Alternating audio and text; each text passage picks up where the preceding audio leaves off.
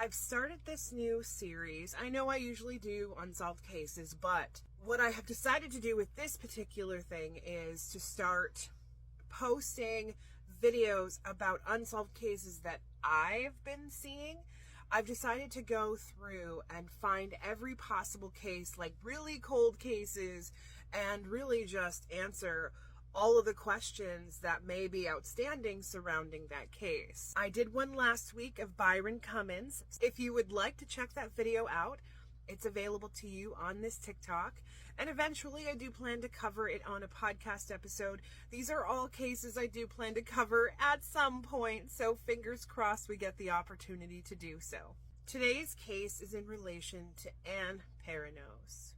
She was brutally unalived on October 21st, 2005. So yeah, it's been a minute. This was in Florida. Now, you're going to notice a lot of cases from Florida. That's because I'm starting in Florida and then working my way through the entire United States and yes, other countries as well. So the police received a phone call from a woman who had not heard from her mother, and she was starting to get worried.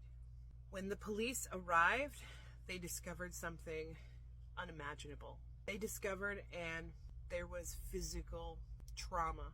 She had been unalived. Unfortunately, they've really had no solving to this case. However, there are a few details we want to cover right here, right now. There is a man by the name of Michael Loveless. Now, Michael, at the time, was her neighbor. He had indicated that the night before, he had spent the evening in her home, and he was actually in another relationship with another person, but had told the police that he had sex with her. Then this had happened a few times here and there and had left. Michael Loveless is also somebody who has brutally hit women, abused women. There's even a woman he hit over the head with a hammer. Luckily, this woman was able to stay alive.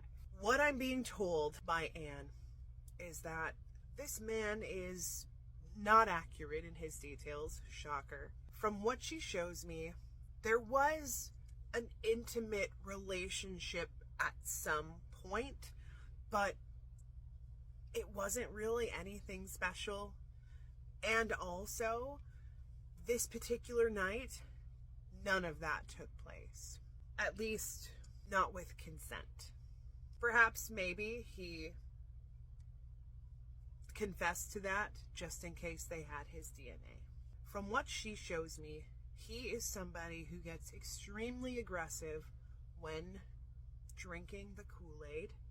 And they got into some sort of disagreement, but it really wasn't that escalated.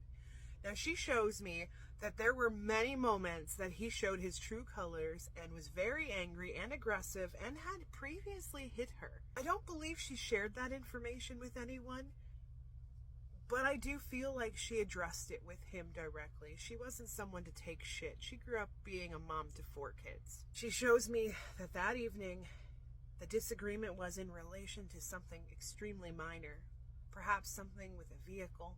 I'm not entirely sure on the details. The conversation escalated very quickly, and that is when he decided to unalive her.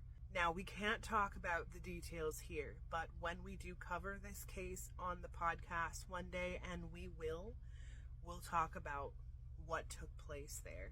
What I can tell you is this. This man needs to be charged. From the looks of it, not only did he hurt these women that came forward, but I believe he's also responsible for a fire that took place in another neighbor's home on the other side. I feel like he's never going to get caught for that one. There are women that have not come forward to express the injuries and the assault and the sexual harassment that this man has put onto them. I feel like there are at least 15 or 16 other women that can step forward.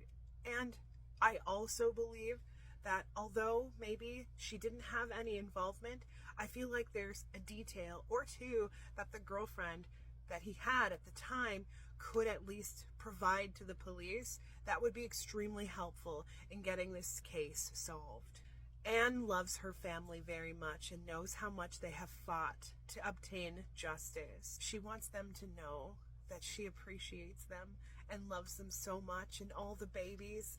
She misses everybody, and her heart aches that she hasn't been part of their lives for so long. So let's get some justice.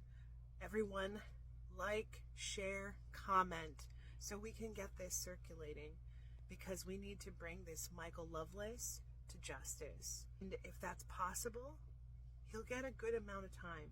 Thank you for listening. I'll be back. Keep watching.